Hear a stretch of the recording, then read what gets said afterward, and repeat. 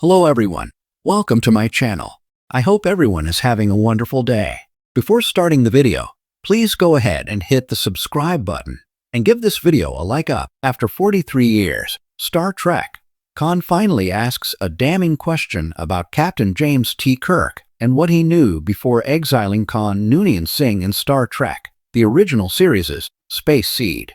Captain Kirk sent Khan and his 70-plus genetically engineered followers, along with Starfleet Lieutenant Marla M.C. Givers, to Ceti Alpha V, which was a lush but challenging world Khan looked forward to conquering and molding in his own image.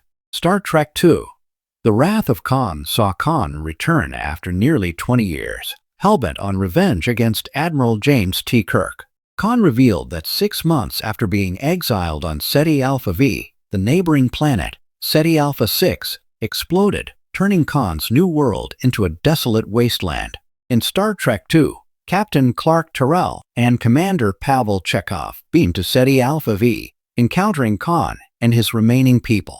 Chekhov and Terrell thought they were on Ceti Alpha 6, but how could they have made such an error?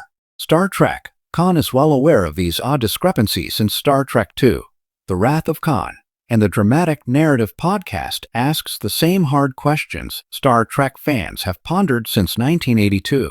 In Star Trek, Khan Episode 4's framing sequence, Dr. Rosalind Lear poses the same questions about what Captain Kirk knew about the Ceti Alpha system before exiling Khan and his followers. Lear's insinuations paint a damning portrait of Kirk, who is already deceased in 2293. Star Trek, Khan reveals that parts of Captain Kirk's conflict with Khan in Star Trek, the original series' Space Seed, are not part of Kirk's official report to Starfleet.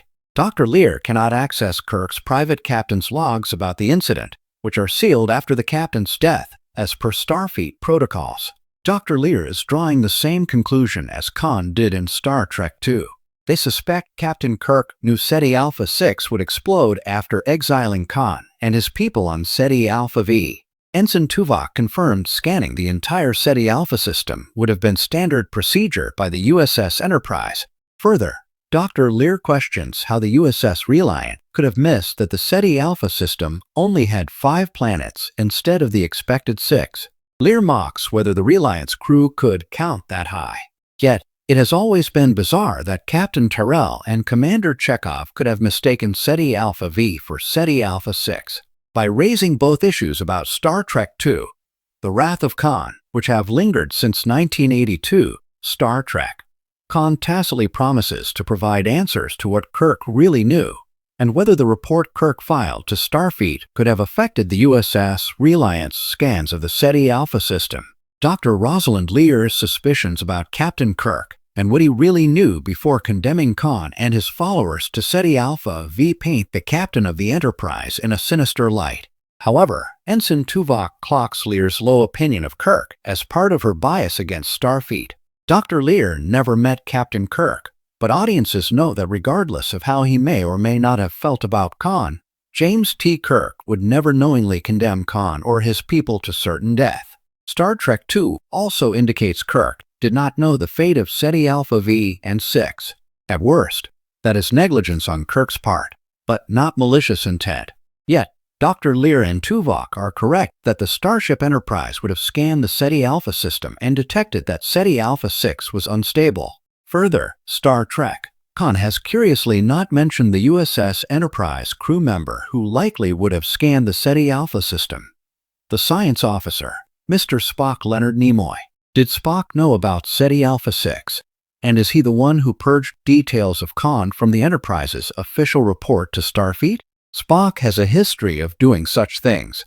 At the end of Star Trek Discovery Season 2, Lieutenant Spock Ethan Peck redacted the truth about the USS Discovery time traveling to the 32nd century. Spock did it to protect his adopted sister, Commander Michael Burnham's Sonequa Martin Green. Appearing on Virtual Trek Con's Star Trek and Chill podcast, Star Trek, Con co-writer David Mack said that he and his writing partner, Kirsten Bear, were tasked with bringing Star Trek, Con's story in line with the greater Star Trek canon. This could include Spock's history of erasing Starfleet files to protect his friends and loved ones.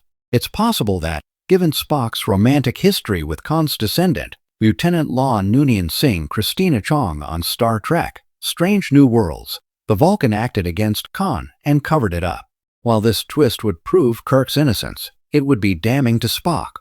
Whatever Star Trek, Khan's explanation for why the USS Enterprise didn't properly log or failed to detect the pending destruction of Ceti Alpha 6, and why the USS Reliant didn't realize there should have been 6 planets in the Ceti Alpha system, ought to be fascinating. Star Trek Khan Episode 4 also definitively reveals the truth about Khan's Naveen Andrews' relationship to Marla M.C. Givers Ren Schmidt. In Star Trek II, The Wrath of Khan, the augmented madman referred to the late Marla as "my beloved wife." Khan and Marla weren't in love when she volunteered to join him on Ceti Alpha V. In Star Trek, Khan revealed there was initial distrust between them, while M.C. Givers was also ostracized by Khan's augmented people. Star Trek Khan Episode 4 proved that Marla and Khan did fall in love months into their exile on Ceti Alpha V. As she grew closer to Khan and helped Khan's population create a defense against the planet's lethal Ceti eels, Marla was accepted by Khan's followers. At the end of Star Trek Khan Episode 4, Marla and Khan marry. At this point, no one on Ceti Alpha V suspects the hell that awaits them when Ceti Alpha 6 explodes. The second half of Star Trek Khan will not only depict the tragedy to come for Khan, Marla, and the augments, but it should also finally answer the pivotal questions left behind by Star Trek, the original series, and Star Trek II, The Wrath of Khan. When Star Trek II, The Wrath of Khan premiered in 1982, audiences were electrified not just by Ricardo Montalban's operatic performance as Khan Noonien Singh, but by the moral questions that lay just beneath the film's space battles and personal vendettas. While fans remember the famous Khan scream and Spock's tear-soaked sacrifice, one line in particular has lingered for more than 4 decades like a starship caught in a temporal anomaly. It wasn't delivered with fury, but with chilling precision. Khan's accusation that James T. Kirk had simply forgotten him. "Admiral Kirk never bothered to check on our progress," Khan sneered, recalling the moment Kirk exiled him and his genetically enhanced followers on Ceti Alpha V. What was meant to be a fresh start became a death sentence when the neighboring planet exploded, turning the once harsh but survivable world into a toxic nightmare. To Khan, Kirk wasn't just a rival, he was a negligent god who abandoned his creations. For 43 years, Star Trek has danced around this question.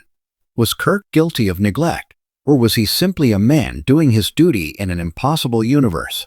Now, as the franchise reckons with legacy characters and explores the moral gray zones of its past, it seems Star Trek may finally confront this damning charge. Starfleet prides itself on lofty ideals, exploration, diplomacy, and compassion for all life. Yet the decision to maroon Khan and his people feels, even today, like a half measure between justice and expedience. Kirk could have brought Khan back to Earth to face trial, but instead he chose a compromise. Let them build a life on a harsh but habitable world. In theory, this was merciful. In practice, it left dozens of lives hanging in the balance of planetary stability. When Ceti Alpha 6 exploded and destabilized Khan's world, the fragile ecosystem collapsed. Most of Khan's followers died slowly, ravaged by starvation and the planet's deadly parasites. For 15 years, they clung to survival, festering in their hatred of the man who never once checked in. Khan's haunting words in Wrath of Khan turn Kirk from hero into something more complicated. How does a man who saves whole civilizations fail to remember the fate of the very people he sentenced to exile?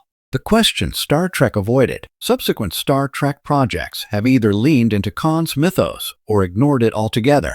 The Wrath of Khan was followed by the emotional arcs of The Search for Spock and The Voyage Home, stories about friendship, sacrifice, and responsibility. But the central accusation, Kirk's negligence, was never revisited. Even when Khan was reimagined in Star Trek Into Darkness 2013, the core question dissolved in favor of action spectacle. Benedict Cumberbatch's Khan bore little resemblance to Montalban's tragic Shakespearean tyrant. The film touched on exploitation, militarization, and genetic ethics, but not the original sin of Ceti Alpha V. In the vast canvas of Trek novels, comics, and fan debates, the idea has simmered. Kirk made a mistake that cost lives. But on screen, the franchise seemed unwilling to tarnish its golden captain with such a damning flaw. A universe ready to revisit old wounds. Fast forward to 2025. Star Trek is now a sprawling multiverse of shows, each unafraid to examine the darker legacies of the Federation. Strange New Worlds tackled Pike's tragic destiny. Picard wrestled with Starfleet's failures toward the Romulans and synthetics. Even Lower Decks satirizes the absurdity of bureaucracy in a supposedly enlightened utopia. This new era of Trek thrives on moral complexity, and that makes it the perfect time to finally address Khan's question. What if Starfleet archives reveal records of Kirk's decision? What if another captain, perhaps Burnham on Discovery, or even a younger Kirk on Strange New Worlds, has to reckon with the precedent he set? Was the Federation complicit, turning a blind eye to the stranded superhumans because it was easier to forget them? These are not just hypotheticals. They are the kinds of questions modern Trek is designed to tackle. The ethics of abandonment. At its core, Khan's accusation forces us to confront a timeless moral dilemma.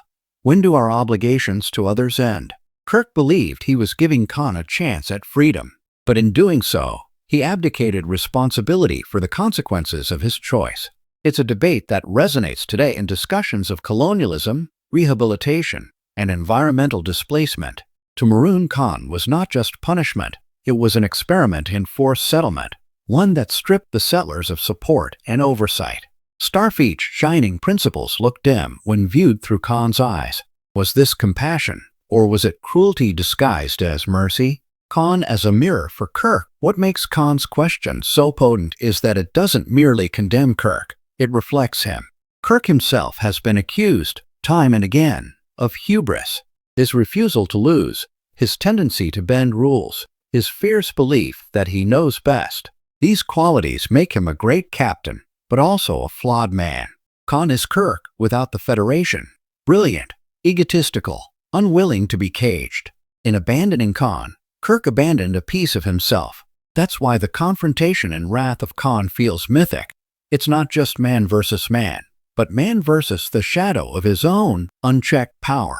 The coming reckoning. So how might Star Trek finally confront Khan's damning question? Several possibilities emerge. A Federation inquiry. Imagine a present-day storyline where Federation historians unearth the SETI Alpha V incident and debate whether Kirk's actions violated Starfleet ethics. This could play out like a courtroom drama, putting the legend of Kirk on trial. A survivor's tale. What if one of Khan's people survived beyond wrath of Khan? Their testimony could bring new perspective to the Federation, forcing characters like Spock's descendants or modern captains to grapple with the fallout. Kirk's own reflection. Through time travel or archival logs, the older Kirk could be forced to confront his choice directly. Did he ever feel regret? Or did he believe, until the end, that he was right? Whichever path Trek chooses, the story has the power to reshape our understanding of Kirk, not to diminish him, but to humanize him in the way Wrath of Khan first dared to. Why it matters after 43 years. Fans might ask, why dig up old wounds? Isn't Khan's story complete? The answer lies in Star Trek's mission, to explore not just strange new worlds, but the moral universe we inhabit. Revisiting Khan's accusation isn't about rewriting history, but about illuminating how even heroes can falter. In 1982, audiences weren't ready for a deconstruction of Kirk as a negligent commander. They wanted adventure, redemption, and the operatic clash of rivals.